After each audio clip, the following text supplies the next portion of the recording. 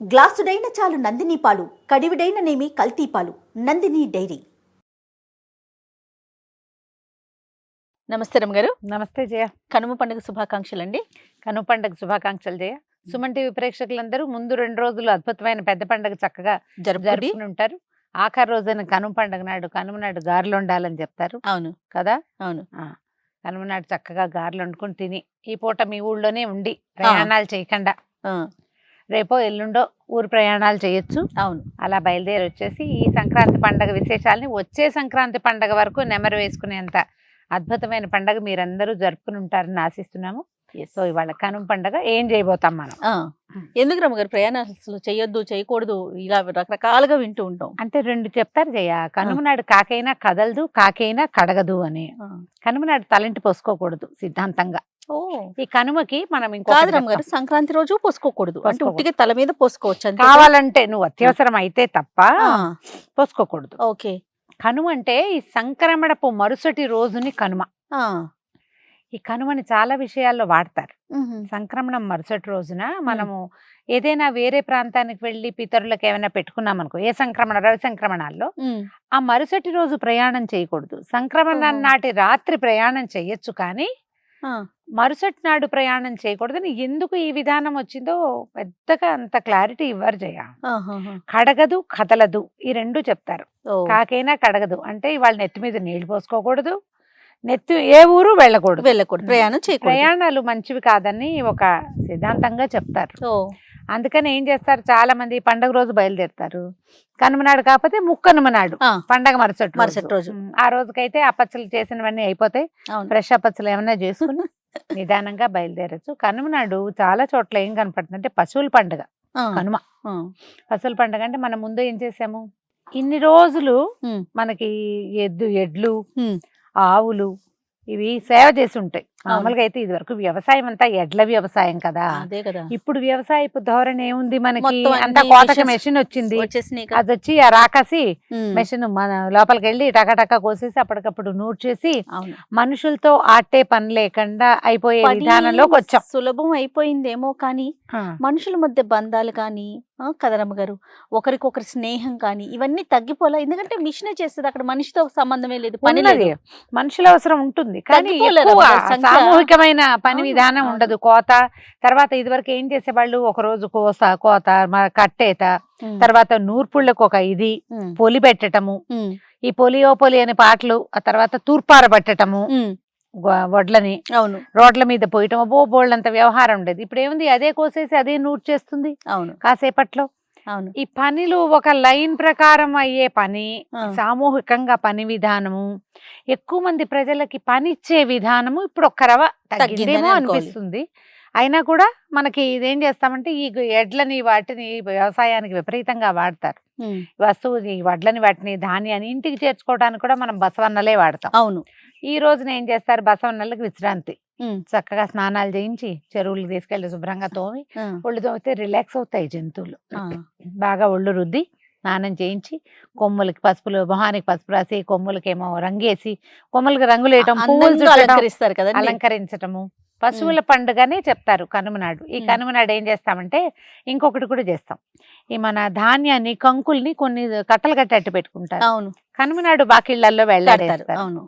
ఇప్పుడు ఏంటంటే పిచ్చుకలకి వాటికి ఆహారం ఇవ్వటము, మన పండగ ఏదైనా సరే మనం తింటాం చేసుకుని శుభ్రంగా మనం చక్కగా చేసి ఎవరికైనా పెట్టడం, ఎవరికైనా ఏదైనా ఇవ్వటం. ఈ ఎవరికైనాలో మనుషులే కాకుండా పశుపక్ష్యాదులు కూడా ఉండటం పురాతనమైన విధానాలుగా ఏర్పరిచి ఉంచారు. మామూలుగా మనకి ధాన్యపు కంకులు అంటే చేలల్లో పడి పిచ్చుకలు పిట్టలు తింటాయి. వాకిళ్లలో కూడా ఈ ధాన్య బస్తాల జోలికి రాకుండా వాటికి ఏం చేస్తారు, గుత్తులుగా కట్టేసి అటు వేసి పెడతారు. కొన్ని నెలల పాటు పక్షులు బట్టి ఆ కంకుల్ని తీసుకుని తింటాయి. ఇదంతా కూడా దాన ప్రక్రియ చేయాలి. అంతే కదా, వాటికి ఆహారం వెతుకోక్కర్లేకుండా మన వాకిళ్లలోనే ఊరపిచ్చుకలు, తర్వాత చిలకలు ఇవి తిరుగుతూ ఉండడానికి ఈ మెయిన్ ఆహారం ఏదైతే మనం ఏర్పరచుకున్నామో బస్తాలు గిస్తాలు పెట్టుకున్నాం వాటి జోళ్ళకి వెళ్ళకుండా ఇవి ఈ పక్కన తింటూ ఉండడానికి ఇలా చేసేవాళ్ళు ఇది వరకు. ఈ కాలం ఏంటంటే ఇప్పుడు మనం పూర్వపు విధానాన్ని పాటించే అవకాశాలు మనకు తగ్గిపోయినాయి. కానీ ఆ రోజుల్లో ఇలా చేసేవాళ్ళమని జ్ఞాపకం చేసుకుని ఎంతో కొంత ఏదో ఒకటి ఎంత చేయటం. చేయగలిగితే అంత. అంత చేస్తూ ఉండటమే. ఇప్పుడు పంటలు కోయటము, ఇప్పుడే పంటలు రావడము అవి కూడా లేదు. డిసెంబర్లోనే అయిపోతున్నాయి. అవును, జనవరి దాకా ఈ పంటలు ఇళ్ళకి రావడం, బస్తాలు రావడం అవి తగ్గిపోయింది. వ్యవసాయంలో మార్పులు వచ్చేసాయి, వాతావరణంలో మార్పులు వచ్చేసాయి కదండి. మన జీవన విధానమే మారిపోయింది. కానీ మారిపోయింది. కాకపోతే పండగలు అవే వేళకి, ఎప్పుడు వచ్చే వేళకి అవే వస్తాయి. సూర్యుడు చంద్రుడు వాళ్ళ వేళల్లో మాత్రం తప్పదు. కాదరం గారు, భగవంతుడి దయ వల్ల డేట్లు ఫిక్స్ చేశారు కాబట్టి సరిపోతుంది. లేకపోతే వీటిని కూడా వీళ్ళు వెంబడి మార్చేసుకుంటారో ఏంటో. మార్చేస్తాం. కనుమనాడు గారెలు తినాలంటారు. అయితే వెజిటేరియన్స్ అయితే కనుమనాడు గారెలు చేసుకుంటారు. ఇక ఇప్పుడు కోడి పందాలు ఆడేవాళ్ళు వాళ్ళు చాలా మంది ఉంటారు కదా. పండగ రోజుల్లో కూడా కోడి పందాలు ఆడతారు. మాకు తెలిసి అయితే పాలేళ్ళని మేము కనుమనాడు సెలవులు ఇచ్చేవాళ్ళు. అందరికీ సెలవే. పొద్దున్నే వడ్లను శుభ్రంగా కడిగేసి ఎడ్లకి విశ్రాంతిగా వాటికి ఏర్పాటు చేసేసి 10 గంటలకల్లా ఉదయం పని చేసేసి వెళ్ళిపోతే సాయంకాలం సినిమాలకు వెళ్ళేవాళ్ళు, కోడి పందాలు ఆడేవాళ్ళు. మా పాలేళ్ళందరూ, మా రంగడు వాళ్ళంతా కోడి పందాలు ఆడడం నాకు తెలుసు. కోళ్ళని పట్టుకెళ్ళేవాళ్ళు, డబ్బులు ఇచ్చేవాళ్ళు. పాలేళ్ళకి సంవత్సరం అంతా పనిచేశారని ఇచ్చేవాళ్ళు. మనం కూడా ఏంటంటే పని వాళ్ళకి విశ్రాంతి ఇవ్వాలని ఆ ఒక్క రోజుకి గొడ్లకి పలుకుతాళ్ళు అవి లేకుండా హాయిగా ఫ్రీగా తిరగనివ్వటము. అది అప్పట్లో పొలి అని పెట్టేవాళ్ళు. పొలి అన్నం వడ్లశాల, ఈ మన పశువుల శాలలోనే అన్నం వండేవాళ్ళు. వండి పశువుల శాలలోనే వండి దాన్ని పొలి అని ఉంటాయి. అది చేలల్లో చల్లేవాళ్ళు. కొంచెం పసుపు కుంకుమ అవి వేసి. అంటే అప్పుడట పూర్వం అన్ని జాతుల వాళ్ళు, అంటే ఇదేదో తినేవాళ్లే చేస్తారని కాదు, పెద్ద పెద్ద పశువుల శాలలు అవి ఉండి మనకి చాలా ఎడ్ల వ్యవసాయము అవి ఉంటే శాంతిగా ఈ మేక రక్తాన్ని కూడా కలిపి అన్నంలో చల్లి వాళ్ళట. పూర్వం జరిగేది. నాకు తెలిసే నాటికే లేదు. నాకు తెలిసే నాటికే మామూలుగా పొలి చల్లటం అని పొలిమేరల్లో, ఇప్పుడు మనకి ఊరు మధ్యలో ఉండి పొలాలు బయటకు ఉంటాయి కదా. ఈ పొలాల్లో ఈ బలి అన్నాన్ని చల్లేవాళ్ళు. ఎలుకలని, కాకులని, వాటికి ఆహారంగా చల్లేవాళ్ళు. ఇది ఒక శాంతి కింద. ఎందుకంటే మళ్ళీ మనం భూమిని సాగు చేయడానికి 1 నెల 2 నెలలు డ్రై చేస్తారు కదా, మళ్ళీ మొదలు పెడతారు. ఆ లోపల భూమి కొంచెం గుల్లబారుతుంది ఇలాంటి వాటి వల్ల. అందుకని అయ్యి ఉంటుంది బహుశా అప్పట్లో ఈ బలి అని చేసేవాళ్ళు. తర్వాత గుమ్మడికాయలు అవి పగలగొట్టి, ఒకవేళ ఊర్లో బొడ్రాయి అవి ఉన్నాయనుకో, కొన్ని ఊళ్ళల్లో ఉంది, మా ఊళ్ళలో బొడ్రాయి అవి లేవు మాకు. గుంటూరు ప్రాంతం మా ఫ్రెండ్ నిర్మల వాళ్ళు బొడ్రాయి ఎత్తుతున్నారని పండగలాగా మొత్తం ఆడపడుచులు అందరూ కూడా వెళ్ళారు. అవును, బొడ్రాయి పండుగని ప్రత్యేకంగా, అంటే ఊరు అట్లా ప్లాన్డ్ గా ఏర్పడిన ఊళ్ళల్లో విధానం వేరే ఉంటుంది. అవునండి. అప్పుడు ఈ ఊరి మొగదల మధ్యలో ఈ గుమ్మడికాయలు అవి పగలగొట్టి ఊరి బయట వేయటము, అవన్నీ బలి అవి సమర్పించేవాళ్ళు. ఇప్పుడు మనం ఊళ్ళల్లోనే లేము, పల్లెటూళ్ళల్లో ఉన్న వాళ్ళంతా పెద్దవాళ్ళు మిగిలిపోయారు. అవును, పిల్లలంతా బయటకు వచ్చేసారు. కానీ ఈ పండగ రోజులు ఏంటంటే మనం చూస్తాం, ఈ ఆంధ్ర ప్రాంతం అయిపోతే పొలోమని కార్లు వెళ్ళిపోతూనే ఉంటాయి. సిటీ మొత్తం ఖాళీ అయిపోతుంది. హైదరాబాద్ బండి వెనక బండి గట్టి పాట ఉండేది, ఇప్పుడు కారు వెనక కారు గట్టి అనాలన్నమాట. అందరూ సిటీ అంతా ఖాళీ అయిపోతుంది. అందరూ పండగలకు వెళ్తారు కదా. ఈ పండగకి వెళ్ళిన వాళ్ళు వండుకుని తింటాం కాకుండా మన విధానాలు పూర్వం ఏం పాటించేవాళ్ళు, పాతకాలపు పద్ధతులు ఏంటి, ఊళ్ళో కాస్త నలుగురిని పలకరించడము, ఊరి వాతావరణం ఎలా ఉంది, మన ఊరికి మనం ఏమైనా చేయగలమా, మనం చదువుకున్న బడికి ఏదైనా చేయొచ్చా అన్న ఒక ఆలోచన చేయడానికి కూడా ఇది ఒక మంచి కాలం, మంచి సమయం. అందరూ కలుస్తారు కదా, చాలా మంది పాత స్నేహితులు, ఊళ్ళో జనాలు, పెద్దవాళ్ళు, గ్రామ పెద్దలు కలుస్తారు కదా.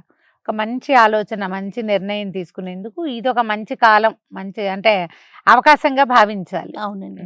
కనుమనాడు కాలు కదపకూడదని ఒక శాస్త్రం ఉంది కాబట్టి కనుమనాటి ప్రయాణం అంత మంచిది కాదని చెప్తారు. సంక్రమణ నాడే బయలుదేరచ్చు, లేదా తెల్లవారంగానే ముక్కనుమ నాడు బయలుదేరటము. ఇప్పుడు ఎవరింట్లో అయినా సామాన్లు పెట్టుకుని మనం నిర్గమనం అని పెట్టుకుంటాము.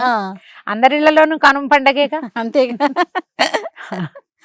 ఊరెళ్ళే అవకాశం లేని వాళ్ళు మన ఇంట్లో ఉంటే మనమే. ఈ పండగలు ఏంటంటే పర్వదినాలు ఇవి. నిజానికి ఇది మనం పండుగగా మనం ఏ పర్వదినాన్ని పండగ చెయ్యం. పర్వదినాలుగానే ఉంటాయి. అవును. కానీ ఈ పర్వదినం, ఈ ఉత్తరాయణ పర్వదినము, మనకి మకర సంక్రమణం పండుగగా చేసుకుంటాం. ఈ పండుగల్లో ఈ వాదులాటలు, కొట్లాటలు, గొడవలు, ఇలాంటి వాటికి నేనంటే నేను, తూతూ మేమే అంటాం, నువ్వంటే నేను, నేనంటే నువ్వు, ఇలాంటి ధోరణులలోకి వెళ్ళకుండా ఉంటే మనకి ఎక్కువ పర్వదినాలు ఉన్నాయి, ఎక్కువ పండగలు ఉన్నాయి. పండగ రోజుల్లో పొట్లాడుకోకూడదు అని ఒక రూల్ కనుక పెట్టుకుంటే 300 రోజులు గడిచిపోతాయి చక్కగా. అప్పుడు అన్ని రోజులు గొడవలు లేకుండా ఉండడం. ప్రశాంతమైన జీవితానికి ఈ పండగ చాలా అంటే చాలా అవసరం. అంతే రమ్మగారు. ఈ 3 రోజుల పండగ వీడియోల్ని మనం పూర్తి చేసేసాం. అలాగే ప్రేక్షకులందరూ కూడా ఈ 3 రోజుల పెద్ద పండుగని చక్కగా సుసంపన్నం చేసుకోండి. స్నేహితులతో చక్కగా కలవటం, బంధుమిత్రులందరినీ, పాత రోజుల్లో ఎవరెవరిని వదిలేసామో వాళ్ళందరినీ కలుపుకునేందుకు ఇది ఒక సదవకాశంగా భావించటము, దేవాలయ దర్శనం చేయటము, మన ఊళ్ళో ఉన్న గుళ్ళు చూసుకోవటము, అవును. స్నేహితుల్ని కలవటం, పెద్దవాళ్ళ ఆశీర్వాదాలు తీసుకోవటము, మన ప్రాంతంలో ఎలాంటి సంస్కృతి సాంప్రదాయాలని పాటిస్తారో వాటిని సజావుగా నిర్వర్తించడానికి ఒక ప్రయత్నం చేయటం. ఈ ఏడాది కుదరలేదు, సరిగ్గా చేయలేకపోయాం, ఏం పర్వాలేదు, వచ్చే సంవత్సరం వస్తుంది, అంతే కదా. వచ్చే సంవత్సరం అయినా చేయాలి సరిగ్గా అని ఒక గట్టి నిర్ణయం తీసుకుని పండగని పూర్తి చేసుకుందాం. రైట్. ఆగండి రమ్మగారు. పండగ ఓకే. అవును రమ్మగారు, మీరు అన్నట్టుగా దేవాలయ దర్శనం. కానీ మనకి ఈసారి దేవాలయంలోనే సంక్రాంతి గురించి మాట్లాడుకునే అవకాశం కల్పించారు మనకి ధర్మపురి క్షేత్రంలో. మనం ఇప్పుడు కూర్చొని ప్రతిదీ కూడా సంక్రాంతికి సంబంధించిన ప్రతి విషయాన్ని మేము దీప్తి శ్రీనగర్లో ఉన్నటువంటి ధర్మపురి క్షేత్రంలో కూర్చొని మాట్లాడుతూ ఉన్నాం నేను రమ్మగారు. సో మాకు ఈ అవకాశం ఇచ్చినందుకు సత్యవానమ్మ గారు కూడా ఇంకొకసారి సంక్రాంతి పండుగ శుభాకాంక్షలు చెప్తూ అనేక కృతజ్ఞతలు.